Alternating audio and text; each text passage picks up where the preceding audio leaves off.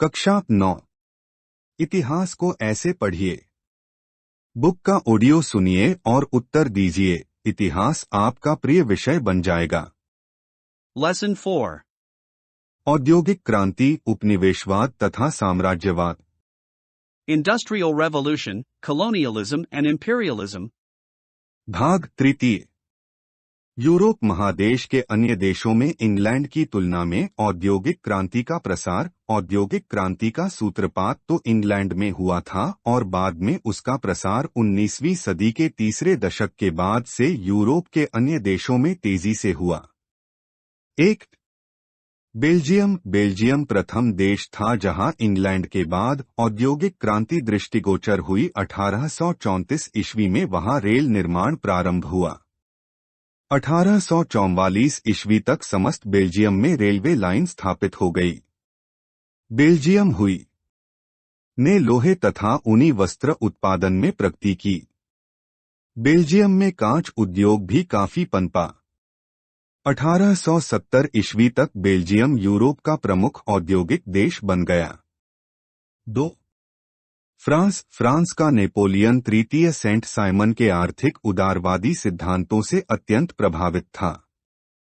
Napoleon तृतीय ने England की औद्योगिक प्रगति का अनुसरण करते हुए 1852 ईस्वी में क्रेडिट मोलिवियर नामक बैंक की स्थापना की, जिसका काम बड़े उद्योगों हेतु पूंजी उपलब्ध कराना था। कुछ अन्य बैंक भी उद्योगों को पूंजी उपलब्ध कराने हेतु स्थापित किए गए।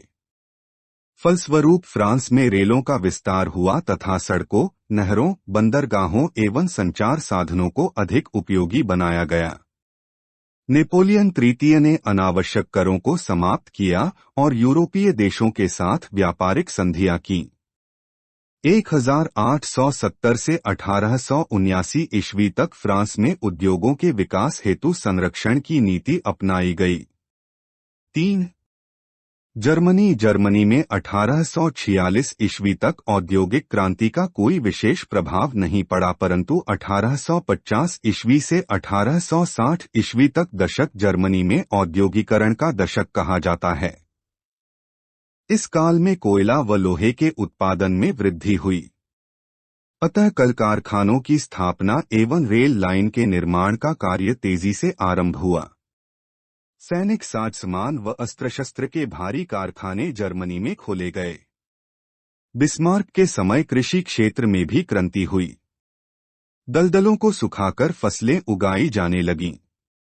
अत देर आए दुरुस्त आए की कहावत को चरितार्थ करते हुए 19वीं शताब्दी के अंत में जर्मनी यूरोप का प्रमुख औद्योगिक देश बन गया।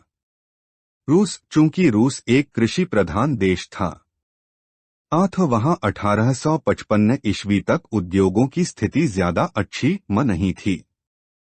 रूस में अलेक्जेंडर द्वितीय का काल औद्योगिक प्रगति का काल था। उसने उद्योगों और व्यापार के लिए पूंजी उपलब्धि हेतु बैंक ऑफ रसिया की स्थापना की।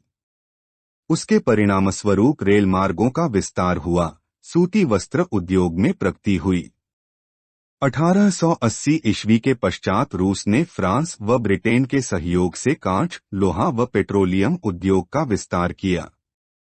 नेल्स लिखते हैं कि रूस के साम्राज्य के अंतर्गत पोलैंड में भी वस्त्रोद्योग ने काफी प्रगति की। अन्य देशों में औद्योगिक प्रगति 1850 ईस्वी के पश्चात इटली, ऑस्ट्रिया, स्वीडन, स्पेन आदि राज्यों में भी औद्योगिकरण आरंभ हो गया था। संयुक्त राज्य अमेरिका में भी गृहयुद्ध के पश्चात औद्योगिक क्रांति का विस्तार हुआ। कृपया करके उत्तर सुनकर लिखे, देखकर नहीं, अन्यथा यह प्रयास व्यर्थ होगा। ए. सभी प्रश्न का मान 1 है। 1. इंग्लैंड के पश्चात सर्वप्रथम किस देश में औद्योगिक क्रांति हुई? 2. जर्मनी में औद्योगिक दशक कौन सा जाना जाता है? 3. रूस में किस शासक का काल औद्योगिक प्रगति का काल था? बी. प्रश्न का मान 2 है। 1. फ्रांस में औद्योगिक क्रांति किस प्रकार संपन्न हुई? 2. जर्मनी में औद्योगिक क्रांति किस प्रकार संपन्न हुई?